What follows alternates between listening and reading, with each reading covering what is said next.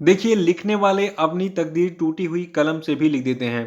देखिए, बहुत सारे बच्चे मैसेज करते हैं कि सर मैं गरीब परिवार से हूँ और मैं पढ़ने में मुझे मतलब कठिनाई हो रही है पढ़ाई आगे कंटिन्यू करने में। देखिए, बहुत सारे ऐसे बच्चों को मैंने देखा है इलाहाबाद में, लखनऊ में, जो कई सारे छोटे-मोटे जॉब करते हैं, साथ में तैयारी भी करते हैं। इलाहाबाद में मैंने देखा कई सारे बच्चों को सफल होते हुए जो पार्ट टाइम में शाम को जो है सब्जी का ठेला लगाते थे और उसके बाद फिर जो है रात में और सुबह को दिन भर पढ़ाई करते थे, शाम को फिर अपने जो है व्यवसाय में बढ़ जाते थे। तो एक तरीके से घर से दूर जाना और कुछ पैसे थोड़े बहुत कमाना और उसके उसको जो है अपनी पढ़ाई पर खर्च करना, देखिए उनका तरीका मुझे बहुत अच्छा लगा। तो देखिए ये जो है एक बहाना है कि मेरे पास पैसे नहीं है, मैं गरीब परिवार से हूँ। अगर आपके अंदर जज़्बा है, तो निर्धनता जो है आपका कुछ नहीं बिगाड़ सकती है, ठीक है? देखिए, आज है 16 जुलाई और आज की वीडियो में total 15 most important current affair पे हम चर्चा करेंगे, जो कि आपकी सभी परीक्षाओं के लिए मोस्ट इंपॉर्टेंट है। तो शुरू से लास्ट तक वीडियो में बने रहिए और इस वीडियो को पूरा देखने के बाद आप इसकी पीडीएफ फाइल जो है इस वीडियो के डिस्क्रिप्शन बॉक्स से डाउनलोड कर सकते हैं, साथ में हमारे टेलीग्राम चैनल से भी डाउनलोड कर सकते हैं। अगर आप लोगों ने टेलीग्राम चैनल को ज्वाइन नहीं किया तो उसकी लिंक डिस्क्रिप्शन बॉक्स में दी गई है, वहाँ पे क्लिक कीजिए और उसको तुरंत आज ही ज्वाइन कर लीजिए। और साथ में जो लोग नए हैं वो चैनल को सब्सक्राइब जरूर कर लेंगे, साथ में बेल आइकन प्रेस कर वीडियो को लाइक और शेयर भी कर देंगे। देखिए, आज का हमारा पहला प्रश्न है कि स्किल इंडिया मिशन की जो 7वीं वर्षगांठ है, ये किस तिथि को मनाई गई? तो देखिए, स्किल इंडिया मिशन की 7वीं वर्षगांठ को हमने 15 जुलाई को मनाया है। देखिए, राष्ट्रीय कौशल विकास मिशन, जिसे स्किल इंडिया मिशन के नाम से जाना जाता है, इसको 15 जुलाई 2015 को लॉन्च किया गया था। और ये प्रश्न एग्जाम में बहुत पूछा गया है कि स्किल इंडिया मिशन को, यानी कि राष्ट्रीय कौशल विकास मिशन को कब लॉन्च किया गया था? तो इसको 15 जुलाई 2015 को लॉन्च किया गया था। 60 में 15-15 याद कर लीजिए, ठीक है? और जुलाई का महीना याद रखिएगा, क्योंकि वर्ष 2015 था और तारीख थी 15। देखिए, जो राष्ट्रीय कौशल विकास मिशन है, इसको लॉन्च करने का उद्देश्य बेहतर आजीविका सुरक्षित करने के लिए युवाओं को प्रशिक्षण लेने में सक्षम बनाना और प्रधानमंत्री कौशल विकास योजना के तहत अब तक जो है 1,36,00,000 से अधिक युवाओं को प्रशिक्षण दिया जा चुका है। अगला प्रश्न है कि हाल ही में साइबर सुरक्षा में सहयोग पर बिम्स्टेक विशेषज्ञ समूह की जो बैठक है, ये किस स्थान पर आयोजित की गई? तो देखिए, ये आयोजन स्थल नई दिल्ली रहा। यहाँ पर अभी हाल ही में साइबर सुरक्षा में सहयोग पर बिम्स्टेक विशेषज्ञ समूह की बैठक आयोजित की गई थी। और देखिए, भारत सरकार का जो राष्ट्रीय सुरक्षा परिषद सचिवालय है नई दिल्ली में, वहाँ पर जो है साइबर सुरक्षा सहयोग पर ये बिम्स्टेक विशेषज्ञ समूह की बैठक जो है आयोजित की गई थी। ये 2 दिवसीय बैठक थी और इस बैठक में बिम्स्टेक विशेषज्ञ समूह द्वारा बिम्स्टेक क्षेत्र में साइबर सुरक्षा चिंताओं को दूर करने के लिए एक कार्य योजना तैयार करने का निर्णय लिया गया। और देखिए, साइबर सुरक्षा के राष्ट्रीय समन्वयक जो भारत के हैं, जिनका नाम है लेफ्टिनेंट जनरल राजेश पंत, इन्होंने इस बैठक की अध्यक्षता की थी। अगर एग्जाम में पूछा जाए कि साइबर सुरक्षा में सहयोग पर अभी हाल ही में नई दिल्ली में जो बिम्स्टेक विशेषज्ञों समूह की जो बैठक आयोजित की गई थी, तो उस बैठक का लीडरशिप किसने किया था, अध्यक्षता किसने की थी? तो इसकी अध्यक्षता की थी भारत के जो राष्ट्रीय सुरक्षा के राष्ट्रीय समन्वयक हैं, जिनका नाम है लेफ्टिनेंट जनरल राजेश पंत। और देखिए, इस बैठक में बांग्लादेश, भूटान, भारत, म्यांमार, नेपाल, श्रीलंका और थाईलैंड के प्रतिनिधि जो है मौजूद थे। यानी कि बिम्स्टेक के सारे जो सदस्य हैं ये मौजूद थे इस बैठक में। और देखिए, जो बिम्स्टेक है इसका मुख्यालय कहाँ पे है? बांग्लादेश की राजधानी ढाका में है और इसकी स्थापना 6 जून 1997 को की गई थी। ये चीज़ याद रखिएगा, इसका हेडक्वार्टर बहुत पूछा जाता है। अगला है कि हाल ही में किस कंपनी ने भारत की पहली स्वदेशी रूप से विकसित लिथियम आयन सेल का अनावरण किया? तो देखिए, अभी हाल ही में जो भारत की कंपनी है ओला इलेक्ट्रिक, इसने जो है भारत की पहली स्वदेशी रूप से विकसित लिथियम आयन सेल का अनावरण किया है। अगर देखिए व्यापक रूप से इसका प्रोडक्शन होने लगा तो इलेक्ट्रिक वाहन जो भारत में आपके आने वाले हैं, ठीक है, तो वो काफ़ी सस्ते हो जाएंगे। अभी तो टेस्ला वगैरह बना रही है इलेक्ट्रिक वाहन, बहुत महंगे हैं उनके जो है इलेक्ट्रिक कारें। और एक चीज़ और है कि टेस्ला जो है अपनी प्रोडक्शन यूनिट जो है इसने चाइना में लगाई है, तो इसलिए भारत नाराज़ है कि तुम चाइना में प्रोडक्शन करोगे और भारत में बेचोगे। चलो ठीक है, अगर तुम्हारी कार 50 लाख रुपए की है तो हम 50 लाख रुपए ही, यानी कि 100% जो है टैक्स लगा देंगे तुम्हारे ऊपर। तो 50 लाख की कार जो है अब 1 करोड़ की हो गई है, टेस्ला परेशान है। तो अगर भारत जो स्वदेशी टेक्निक अपनाएगा तो एक तरीके से कहा जाए कि भारत में ही प्रोडक्शन यूनिट जो है खुद की निजी कंपनियों द्वारा शुरू हो सकती है और सस्ते दामों में इलेक्ट्रिक व्हीकल्स आपको प्राप्त हो सकते हैं। देखिए, जो ओला इलेक्ट्रिक है इसने बेंगलुरु में अपनी चेन्नई में स्थित जो गीगा फैक्ट्री है वहाँ से 2023 तक सेल NMC 2170 का, देखिए इस सेल का नाम दिया गया क्या, सेल NMC 2170। इसका बड़े पैमाने पर जो उत्पादन शुरू कर देगी 2023 से कौन, ओला इलेक्ट्रिक। और देखिए विशिष्ट रसायनों और सामग्रियों का उपयोग जो है इस सेल को दिए गए स्थान में अधिक ऊर्जा पैक करने में सक्षम बनाता है और सेल के समग्र जीवन चक्र में यानी कि लाइफ साइकिल में भी सुधार करता है। यानी कि ये सेल काफ़ी ड्यूरेबल है, काफ़ी स्ट्रांग है, इसमें बैकअप जो है काफ़ी अच्छा मिलने वाला है। तो ये यूज किया जाएगा इलेक्ट्रिक व्हीकल्स में, ठीक है। देखिए ओला इलेक्ट्रिक जो है इसके संस्थापक हैं भाविश अग्रवाल और इसकी स्थापना 2017 में की गई थी।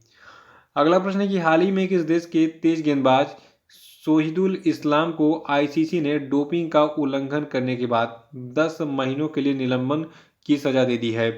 तो देखिए बांग्लादेश के एक फास्ट बॉलर हैं शोहिदुल इस्लाम, इनको जो है 10 महीने के लिए आईसीसी ने निलंबित कर दिया है।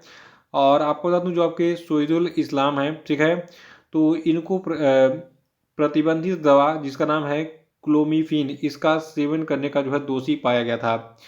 देखिए कभी कभी एग्जामिनर घुमा के पूछ लेता है कि हाल ही में किस दवा का सेवन करने के कारण यानी किस प्रतिबंधित दवा का सेवन करने के कारण शोहिदुल इस्लाम को जो है अभी हाल ही में जो है प्रतिबंधित कर दिया आईसीसी ने। तो इसका नाम क्या है, क्लोमिफिन। इस प्रकार के प्रश्न ऐसे ही जो है फॉर्मेट में पूछे जाते हैं। अगला कि किस राज्य में भारत का पहला ई वेस्ट इको पार्क बनाया जाएगा। तो देखिए भारत में जो है जो भारत का पहला ई वेस्ट इको पार्क है ये दिल्ली में बनेगा।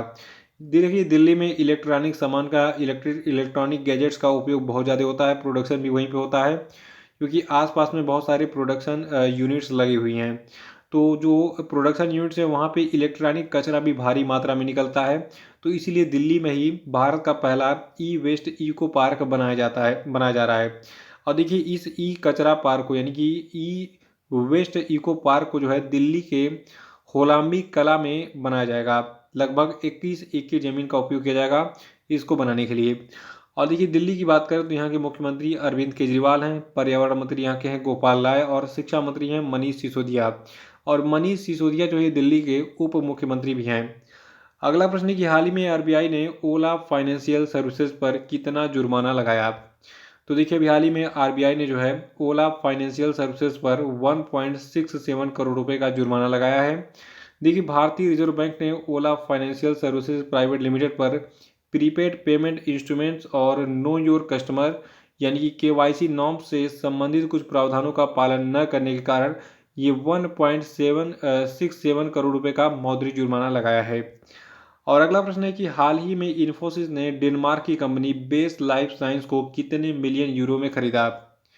तो देखिए अभी हाल ही में जो भारत की इन्फोसिस कंपनी है इसने डेनमार्क की एक कंपनी है बेस लाइफ साइंस, इसको 110 मिलियन यूरो में खरीद लिया है। देखिए जो ये अधिग्रहण है इन्फोसिस का, इस अधिग्रहण से लाइफ साइंस के क्षेत्र में इन्फोसिस की विशेषज्ञता और मजबूत होने के साथ यूरोप में उपस्थिति बढ़ेगी। देखिए वैसे तो इन्फोसिस जो है एक आईटी कंपनी है लेकिन अभी ये लाइफ साइंस के क्षेत्र में भी घुस रही है। देखिए इन्फोसिस कंपनी के बारे में बहुत सारी चीज़ें पूछी जाती हैं, तो आइए सारी चीज़ें जान लेते हैं जो एग्जाम में पूछी जाती हैं। देखिए इन्फोसिस को जो फाउंडर का नाम क्या है, नारायण मूर्ति, याद रखिएगा, ये बहुत बार पूछा जा चुका है। और वर्तमान में इसके सीईओ है सलील पारेख और हेडक्वार्टर इसका है बेंगलुरु में। और इन्फोसिस कंपनी को 2 जुलाई 1981 को महाराष्ट्र के पुणे में स्थापित किया गया था। और अगला प्रश्न है कि भारत में बांग्लादेश के नए उच्चायुक्त कौन बने। तो देखिए अभी हाल ही में जो है मुस्तफिजुर रहमान को भारत में बांग्लादेश का नया उच्चायुक्त अपॉइंट किया गया है और इन्होंने इस पद पर मोहम्मद इमरान का स्थान लिया है। देखिए बांग्लादेश की जो सरकार है इसने मुस्तफिजुर रहमान को अभी हाल ही में भारत में बांग्लादेश का अगला उच्चायुक्त नियुक्त किया है। और इस नियुक्ति के पहले जो मुस्तफिजुर रहमान है ये जो है जिनेवा में संयुक्त राष्ट्र कार्यालय में बांग्लादेश के स्थायी प्रतिनिधि और स्विट्जरलैंड में राजदूत के रूप में काम कर रहे थे। और अगला प्रश्न है कि हाल ही में किस कंपनी ने चेन्नई में भारत का पहला निजी रॉकेट इंजन कारखाना खोला। तो देखिए भारत का जो पहला निजी रॉकेट इंजन कारखाना है ये खोला गया है अग्निकुल कासमास के द्वारा, ठीक है। और आपको बता दूं ये जो भारत का पहला निजी रॉकेट इंजन कारखाना होगा ये जो है कारखाना 3D प्रिंटेड रॉकेट इंजन बनाने के लिए जो है एडिटिव मैन्युफैक्चरिंग टेक्नोलॉजी का उपयोग करेगा और इसका इस्तेमाल अपने इन हाउस रॉकेट के इंजन बनाने के लिए किया जाएगा। और देखिए जो आपका कंपनी है अग्निकुल कास्मास, इसकी स्थापना 2017 में श्रीनाथ रविचंद्रन मोइन एसपीएम और एसआर चक्रवर्ती के द्वारा की गई थी। और आपको बता दूं दिसंबर 2020 में अग्निकुल कास्मास ने भारतीय अंतरिक्ष अनुसंधान संगठन यानी कि इसरो के साथ इन स्पेस पहल के तहत अंतरिक्ष एजेंसी की विशेषज्ञता और रॉकेट इंजन बनाने के लिए इसकी सुविधाओं तक पहुंच के लिए एक समझौते पर हस्ताक्षर किया था। यानी कि इसरो ने सोचा यार मैं क्या क्या चीज़ें बनाऊंगा, चलो कुछ ये रेडीमेड लेते हैं। तो रॉकेट का जो इंजन है रेडीमेड लेने के लिए अपने साथ अग्निकुल कॉस्मॉस को इसने मिला लिया था। तो अग्निकुल कास्मास क्या करेगा, चेन्नई में भारत का पहला निजी रॉकेट इंजन कारखाना खोलेगा, याद रखेगा। और अगला प्रश्न है कि हाल ही में किस कंपनी ने दुनिया की सबसे तेज ग्राफिक्स DRAM चिप विकसित की। तो देखिए अभी हाल ही में जो दुनिया का सबसे तेज ग्राफिक्स DRAM चिप है इसको विकसित किया है सैमसंग ने। देखिए जो आपका DRAM चिप है इसको रैंडम एक्सेस मेमोरी यानी कि रैम के नाम से भी आप जानते हैं। और आपने देखिए इसके बारे में आप परिचित होंगे, इसके बारे में ज़्यादा नहीं बताता हूँ, मेन न्यूज़ पे फोकस करते हैं। देखिए जो आपका नया रैंडम एक्सेस मेमोरी चिप है ये 1.1 टेराबाइट प्रति सेकंड की दर से ग्राफिक इमेजेस को संशोधित कर सकता है। और देखिए जो सैमसंग कंपनी इसका दावा है कि ये दुनिया में सबसे तेज है और एक सेकंड में ये जो है 275 पूर्ण HD फिल्मों को संसाधित कर सकता है। अगला कि हाल ही में किस देश के शोधकर्ताओं ने सार्स को को निष्क्रिय करने के लिए नए सिंथेटिक पेप्टाइड SIH5 को विकसित किया है। तो देखिए अभी हाल ही में जो आपका SARS-CoV-2 वायरस है तो इसको निष्क्रिय करने के लिए एक सिंथेटिक पेप्टाइड को विकसित किया है भारत ने और इसका नाम है SIH5। देखिए जो आपका ये नया सिंथेटिक पेप्टाइड है जिसका नाम क्या है SIH5, ये जो है SARS-CoV-2 वायरस को जो है कोशिकाओं में प्रवेश करने से रोक सकता है और जीवित कोशिकाओं को संक्रमित करने की इस वायरस की क्षमता को कम करने के लिए जो है ये वायरस के कण को जो है एक साथ जोड़ सकता है। तो इसको याद रखिएगा, एक पेप्टाइड को जो है विकसित किया गया है भारत के द्वारा, भारत के शोधकर्ताओं के द्वारा, जिसका नाम क्या है SIH5। ये SARS-CoV-2 वायरस को निष्क्रिय करने में सक्षम है। और 12वां प्रश्न की हाल ही में नैसकॉम फाउंडेशन ने डीजी वाणी कॉल सेंटर स्थापित करने के लिए किसके साथ में समझौता किया है। तो देखिए जो कंपनी है नासकॉम फाउंडेशन, ठीक है, इसने भी हाल ही में गूगल के साथ एक समझौता किया है भारत में डीजी वाणी कॉल सेंटर स्थापित करने के लिए। देखिए जो आपका डीजी वाणी कॉल सेंटर होगा ये एक ऐसा स्थान होगा जहां पर ग्रामीण महिला उद्यमी जो होंगी ये कॉल करके सरकारी योजनाओं के बारे में और साथ में जो अन्य योजनाएं हैं उनके बारे में जानकारी हासिल कर सकेंगी जिनसे जो है इनका बिजनेस आगे बढ़ेगा। तो याद रखिएगा नेस्कॉम ने गूगल के साथ मिलकर डीजी वाणी कॉल सेंटर स्थापित करने के लिए समझौता किया है। 13वां प्रश्न की हाल ही में पीएम नरेंद्र मोदी ने किन देशों के साथ पहले वर्चुअल I2U2 शिखर सम्मेलन में भाग लिया। इसका उत्तर मैं आपको पिछले महीने में बता चुका हूं कि I2U2 सम्मेलन भारत में होने वाला है और ये वर्चुअल मोड में हाल ही में आयोजित किया गया था। देखिए I2 और U2 दो देश आई नाम से हैं और दो देशों का नाम यू के नाम से है, ठीक है, यू से शुरू होता है। तो आई से जो है इंडिया और इजराइल हो गया, यू से आपका हो गया USA और UAE यानी कि यूनाइटेड अरब अमीरात। तो देखिए हाल ही में भारत, इजराइल, अमेरिका और संयुक्त अरब अमीरात इन चार देशों के बीच में एक नया संगठन बना था जिसका नाम था I2U2, ठीक है। और इसका यानी कि I2U2 देशों का जो पहला शिखर सम्मेलन है ये वर्चुअल रूप से हाल ही में आयोजित किया गया था। और इस पहले वर्चुअल I2U2 शिखर सम्मेलन में पीएम मोदी के साथ संयुक्त राज्य अमेरिका के राष्ट्रपति जो बिडेन, इजराइल के प्रधानमंत्री यायर लैपिड और UAE के राष्ट्रपति मोहम्मद बिन जायद अल नाहयान, ये चारों जो है चारों ने मिलकर इस वर्चुअल बैठक को संपादित किया था। और इस I2U2 शिखर सम्मेलन में क्या क्या निर्णय लिया गया ये बहुत इंपॉर्टेंट है क्योंकि भारत देखिए इस संगठन का एक मेंबर है। देखिए जो आपका ये वर्चुअल मीटिंग अभी हाल ही में हुआ था इसका मुख्य फोकस खाद्य सुरक्षा संकट और स्वच्छता ऊर्जा पर रहा। और संयुक्त अरब अमीरात ने दक्षिण एशिया और मध्य पूर्व में जो है यानी कि मिडिल ईस्ट में खाद्य असुरक्षा से निपटने में मदद करने के लिए पूरे भारत में एकीकृत खाद्य पार्कों की एक श्रृंखला विकसित करने के लिए $2 बिलियन के निवेश की भी घोषणा की।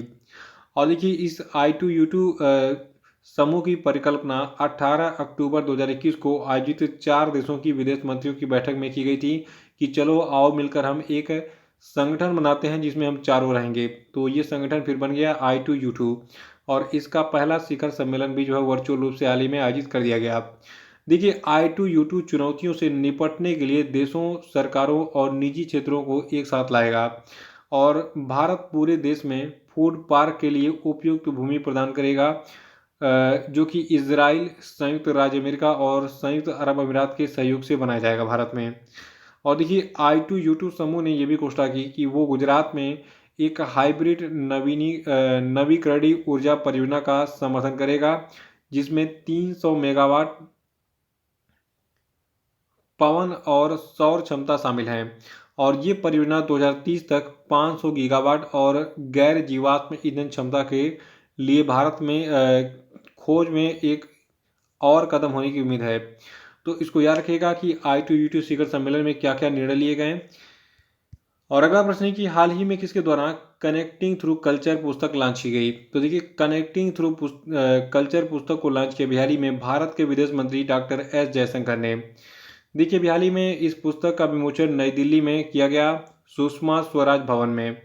और आपको बता दूं ये जो पुस्तक है ये भारत की सॉफ्ट पावर ताकत के विभिन्न पहलुओं पर निबंधों का संकलन है और ये पुस्तक भारत के विभिन्न पहलुओं को लेता है और कुछ हद तक ये भारत के विभिन्न पहलुओं से परिचित कराता है। तो याद रखिएगा डॉक्टर एस जयशंकर जो कि भारत के विदेश मंत्री हैं, इन्होंने कनेक्टिंग थ्रू कल्चर नामक पुस्तक का विमोचन किया है नई दिल्ली में सुषमा स्वराज भवन में। अगला प्रश्न है कि हाल ही में राष्ट्रीय रेल और परिवहन संस्थान का नाम बदलकर क्या रख दिया गया। तो देखिए एक डीम्ड विश्वविद्यालय था राष्ट्रीय रेल और परिवहन संस्थान, इसका अब नया नाम होगा गति शक्ति विश्वविद्यालय और अब ये केंद्रीय विश्वविद्यालय बन जाएगा। याद रखिएगा जो राष्ट्रीय रेल और परिवहन संस्थान है अब इसका नाम बदलेगा और ये गति शक्ति विश्वविद्यालय बन जाएगा। पहले ये डीम्ड यूनिवर्सिटी था, अब ये जो है केंद्रीय विश्वविद्यालय यानी कि सेंट्रल यूनिवर्सिटी बन जाएगा। यहाँ पर आप सारे बैचलर और मास्टर कोर्सेज कर सकेंगे जैसे अन्य यूनिवर्सिटी में करते हैं। तो ये थे आपके आज के सभी महत्वपूर्ण प्रश्न और अब हम बात करेंगे आज के सभी क्वेश्चन पे। तो सभी लोग कमेंट बॉक्स में आंसर देंगे लेकिन उससे पहले वीडियो को लाइक कर दीजिए फिर आगे बढ़ते हैं। देखिए आज का पहला प्रश्न आपके लिए कि हाल ही में किस देश के द्वारा ब्रह्मांड में डार्क मैटर का पता लगाने हेतु लक्स जेपलिन नामक अत्यधिक संवेदनशील प्रयोग किया गया, बताइए। और दूसरा कि विश्व स्वास्थ्य संगठन के अनुसार हाल ही में किस देश में मारबर्ग वायरस रोग के 2 संदिग्ध मामले सामने आए थे, बताइए। और तीसरा कि हाल ही में भारतीय रिजर्व बैंक ने मीना हेमचंद्र को किस बैंक के अंशकालिक अध्यक्ष के रूप में नियुक्त किया है, बताइए। चौदह की केंद्र की नई शिक्षा नीति को प्री प्राइमरी स्तर पर लागू करने वाला भारत का पहला राज्य कौन बन गया है, उत्तर बताइए। नहीं पता तो कल का वीडियो देखकर इसको रिवाइज कर डालिएगा, बहुत ही इंपॉर्टेंट प्रश्न है। और पांचवा था कि पांचवा प्रश्न आपके लिए कि हाल ही में किस राज्य सरकार ने अर्न विद लर्न योजना शुरू की है, बताइए। और अब हम बात करेंगे कल के पूछे गए सभी क्वेश्चन के सही उत्तरों की। देखिए हाल ही में संजय कुमार जी को जो है RailTel Corporation of India Limited का नया अध्यक्ष और प्रबंध निदेशक बनाया गया है। और जो आपके जानी बेयर स्टो हैं इनको जून 2022 के लिए जो है ICC men's player of the month चुना गया है। और प्रतीक पोटा जो है इनको यूरेका फोर्ब्स का नया प्रमुख बनाया गया है। और ले हवाई अड्डा जो है इसको भारत के पहले कार्बन न्यूट्रल हवाई अड्डे के रूप में जो है विकसित किया जा रहा है। और अभी हाल ही में जो है झारखंड में प्रधानमंत्री ने देवघर में झारखंड के जो है 16,800 करोड़ रुपए से अधिक की कई निर्माण परियोजनाओं का उद्घाटन और आधारशिला रखा। और देखिए आप सभी की डिमांड पर मैंने अर्धवार्षिक अंक का पीडीएफ तैयार कर दिया जिसमें जनवरी से लगाए जून तक के टोटल 1800 करंट अफेयर आपको मिलेंगे।